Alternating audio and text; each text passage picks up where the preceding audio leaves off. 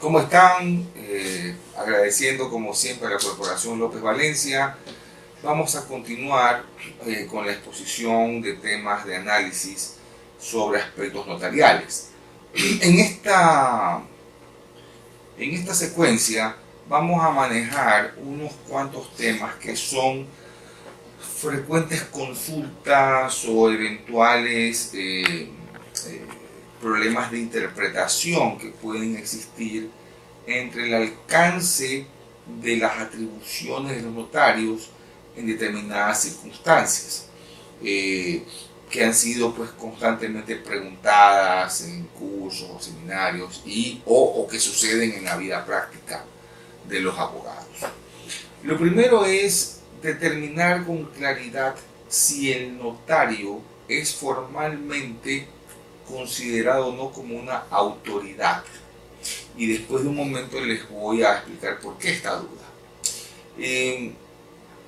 La ley notarial establece en su artículo 3 que en caso de oposición entre lo que dispone la ley notarial y el Código Orgánico de la Función Judicial, se aplicarán las disposiciones del Código Orgánico de la Función Judicial. Y definitivamente el Código Orgánico de la Función Judicial, digamos que es la matriz del espectro notarial, porque es uno de los funcionarios que está adscrito al Consejo de la Judicatura, y para eso tendríamos que referirnos al artículo 38 del Código Orgánico de la Función Judicial. Establece: integran la función judicial y se denominan en general servidores de la función judicial. 1. Las juezas y jueces, las conjuezas y los conjueces y demás servidores de la función judicial que prestan sus servicios en la Corte Nacional de Justicia. 2. Las juezas y jueces temporales mientras estén encargados de la unidad. 3. Las vocales y los demás servidores y servidores de la función judicial que prestan sus servicios en el Consejo de la Judicatura. 4. Fiscal general. 5. Que es el que nos interesa: las notarias y los notarios y los demás servidoras y servidores de la función judicial que prestan sus servicios en los órganos auxiliares de la función judicial. Muy bien. Por lo tanto, al estar dentro de esta égide del artículo 38, que en su parte pues introductoria dice: se denominarán en general servidores de la función judicial, el notario puede ser considerado un funcionario, un servidor público, una persona que tiene atribuciones que emanan del Estado, pero no terminamos de poder descifrar de manera exacta si llega a tener el grado de autoridad. Esto tiene dos vertientes. Hemos analizado ya en las anteriores exposiciones todas las atribuciones que se derivan del artículo 18 de la ley notarial, entre las cuales hay atribuciones que son prácticamente de jueces. El notario tiene que hacer determinadas funciones que pueden hacer los citadores judiciales o a veces hasta los jueces. Y aunque no se lo diga de modo expreso, el notario termina pues actuando como autoridad. Sin embargo, en la naturaleza de su cargo no está propiamente el ser autoridad, porque no toma una decisión sobre un tema específico. El notario no dice: esta controversia se resuelve de este modo. El notario no dice: yo hago tal acto después de haber hecho tal valoración. Lo que sí le da la ley son elementos declarativos, como por ejemplo el tema del divorcio, cuando no existe hijos dependientes, pues el notario termina declarando el divorcio. Es una cuestión declarativa porque no hay una disputa de por medio, no hay una decisión de un conflicto de intereses sometidos a él o a ella. Sin embargo, esta línea divisoria puede ser complicada y les voy a explicar por qué hay uno o dos casos donde se presta este asunto. Si acudimos al COGEP, al Código Orgánico General de Procesos, y vamos al artículo 42, hablamos de las formas de constituir una procuración judicial. Como todos sabemos, la procuración judicial es una derivación del poder, que a su vez es una derivación del mandato, y que viene a ser un poder específico o especial para juicios o para pleitos, y que está exclusivamente cedido para abogados. El artículo en el Código de Proceso Civil, que establecía los procuradores judiciales, establecía de una manera específica que la procuración judicial se tenía que dar por escritura pública. Sin embargo, el COGEP no lo dice. Y entonces empieza la interpretación de cómo se puede dar una procuración judicial y para ver si es que es o no lo es de esa manera. El artículo 42 dice: Constitución de la Procuración Judicial. La procuración judicial se constituirá únicamente a favor de un defensor que no se encuentre inserto en alguna de las provisiones previstas por la ley. La procuración judicial podrá conferirse: 1. Por oficio en el caso de entidades públicas o mediante escrito reconocido conforme con la ley ante el juzgador del proceso. Hasta ahí hay dos opciones que no son las que le incumben al notario. La una es que el Estado puede enviar un oficio y la otra es que la parte puede mandar un escrito y que el juez reconozca la firma. Pero vamos al que nos interesa. 2. Por poder otorgado en el Ecuador o en el extranjero ante autoridad competente.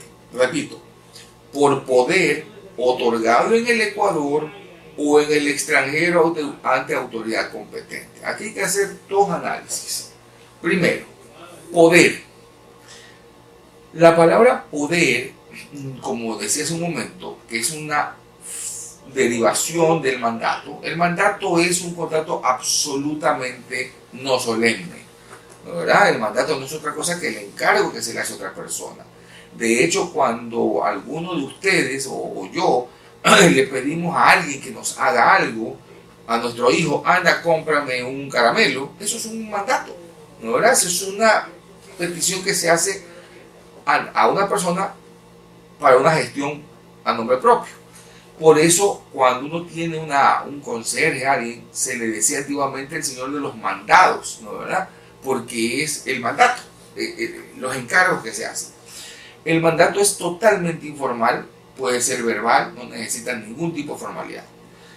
Ya el poder implica un tipo de formalidad. El poder se da por escrito. Por escrito, nadie dice escrito reconocido, escritura pública, documento contable, no, escrito.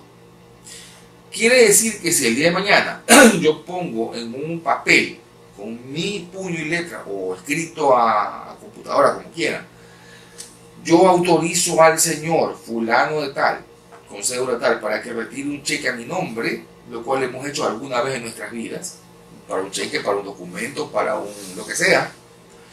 Esa persona va con ese papel y la persona le entrega el documento, el dinero, lo que sea, y el papel es su autorización, que es un mandato, que termina siendo un poder. Nadie le está diciendo trágamelo con reconocimiento de firma. Y usted me va a decir: pero eso es para efectos netamente informales, no para cuestiones que surjan efectos jurídicos. Les voy a decir que si piensa así está equivocado. Si alguno de ustedes ha hecho, la mayoría alguna vez hemos hecho, una junta de accionistas, olvídese si es anónima, limitada, eso no importa, pero si es una junta de accionistas y uno de los accionistas no puede acudir, bueno, si es limitada, sí, pues es un socio y tiene otra finalidad. Quedémonos con la misma. Hay junta de accionistas. Yo me presento el día de la junta y le entrego a quien haga las veces de presidente o secretario de la junta un poder, carta poder, firmada por el accionista, que dice: yo autorizo al señor fulano de tal a fin de que acuda a mi nombre o en mi nombre a la junta de accionistas convocada por fulano de tal, tal día y hora, a fin de que pueda votar abiertamente sobre los puntos materia de la convocatoria, o usted le puede poner para que vote de este u otro modo. Lo puede hacer abierto o cerrado, eso ya es indistinto. Pero ese poder, esa carta poder, no lleva nada más que la firma. Y se la van a aceptar y se va a agregar al expediente. Y si el día de mañana alguna de las partes duda, alguno de los otros accionistas duda de la veracidad, tendrá que demostrar que eso no vale. Pero a todas las que yo he ido y a todas las que han ido mis colegas, van con una carta poder sin ningún tipo de formalidad y son aceptadas. Y usted puede en la junta decidir la venta de un edificio de $500,000. No pasa absolutamente nada. Entonces, desmitificando el tema del poder, que debe ser con alguna formalidad, ni siquiera con el reconocimiento de firma se requiere para esto, con efectos jurídicos absolutos. Porque no me va a negar que si yo voto con una carta poder, la decisión que yo he tomado en nombre del accionista no es válida, es perfectamente válida. Y como les digo, no solamente que es válida, sino que se pueden hacer actos que sean de factor pecuniario importante. La venta de un bien, la disposición de hacer determinado tipo de negocio, etcétera, que conlleve intereses importantes para la compañía. Entonces, hecha esa salvedad, vuelvo a la lectura del artículo, porque ya tenemos otra visión en la mente, ¿no? ¿Verdad?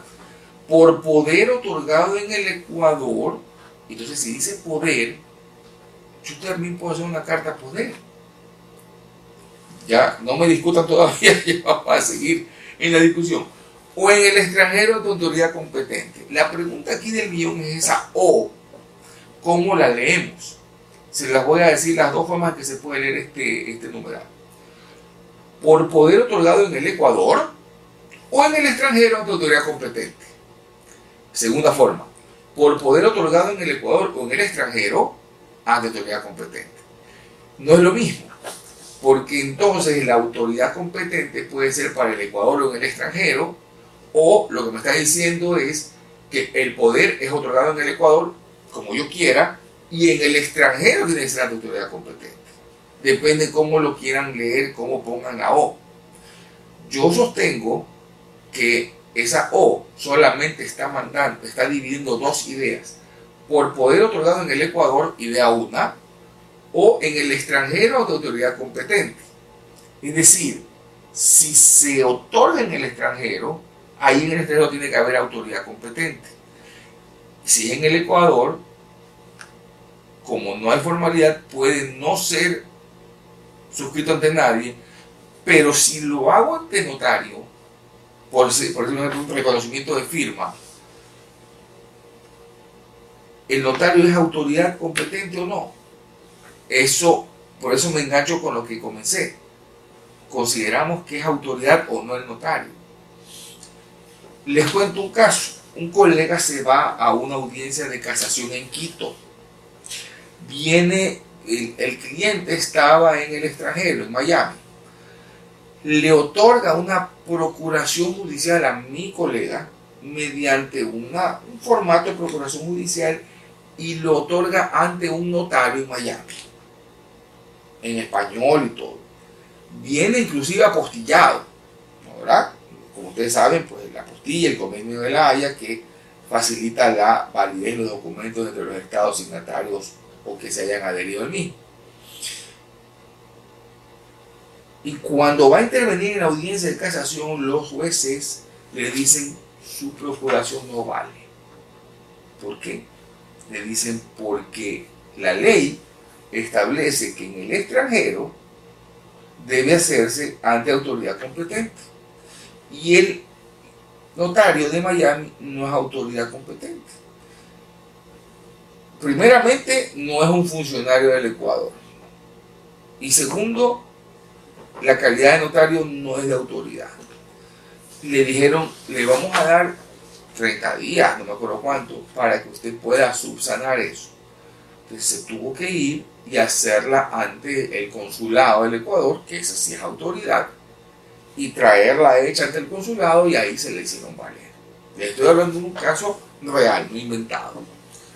El criterio de los jueces de la Corte Nacional entonces es que el notario no era autoridad. Y usted me va a decir, claro, no era autoridad porque él es el notario de afuera, pero el notario de aquí sí lo hubiera aceptado. Sí, es verdad que seguimos con la duda. ¿Cómo se hacen las procuraciones judiciales en el Ecuador? Históricamente se han hecho por escritura pública porque así lo decía el CPC.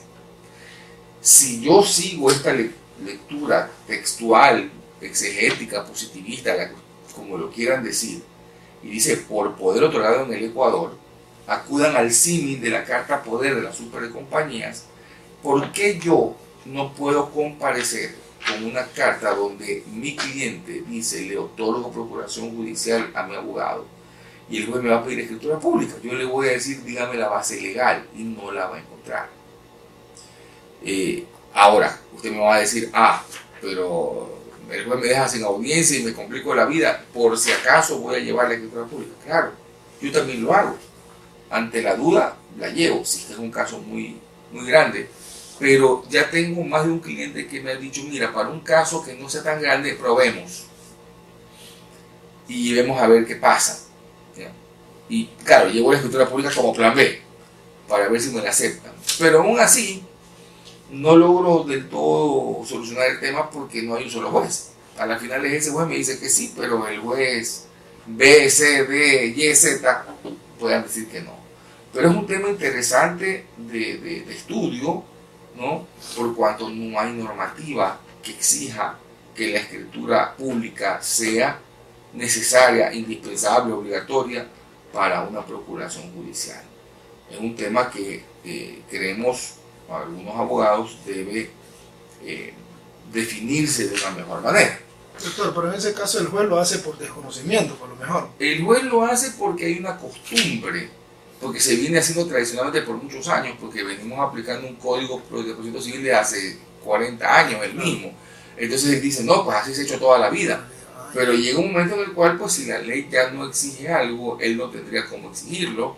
Y hay algunos jueces que se han valido de una analogía con una normativa por ahí de la ley notarial, pero que es bastante forzada. Simplemente no existe normativa como la que había antes. Si alguno de ustedes la encuentra, pues encantado, a través de la Corporación Europea de Valencia me la hacen llegar y la discutimos.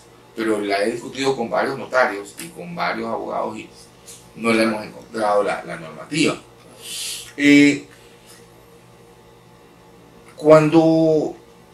Otro tema que estábamos también estableciendo es hasta qué punto pueden los notarios intervenir en el fondo o en el contenido de los temas que ante él llegan. Este es un tema que me ha traído algunas discusiones con algunos colegas notarios. Algunos están a favor, otros en contra. Eso es lo lindo del derecho, discutir. Y discutir en el sentido literal de la palabra, no un enfrentamiento ni pelea, sino poder argumentar. ¿A qué me refiero? El día de mañana yo voy donde un notario y digo que quiero hacer una declaración juramentada. Y yo digo,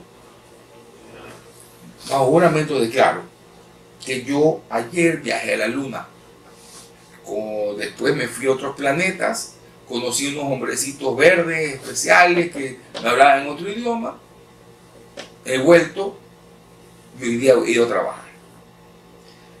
Esa es mi declaración. El notario escucha la declaración. Si usted, si es notario, y me escucha decir eso, ¿usted me permite hacer la declaración o no? Caso 2. Digo en la declaración, yo estoy